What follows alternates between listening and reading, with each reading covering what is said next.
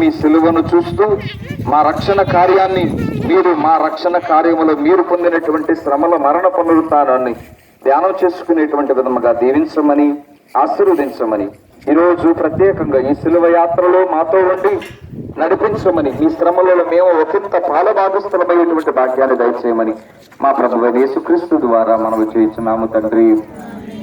సర్వశక్తి గల సర్వేశ్వరుడు పిత పుత్ర పవిత్ర ఆత్మ సర్వేశ్వరుడు ఈ శిలువ స్వరూపాన్ని ఆశీర్వదించుగాక. ఆమేన్.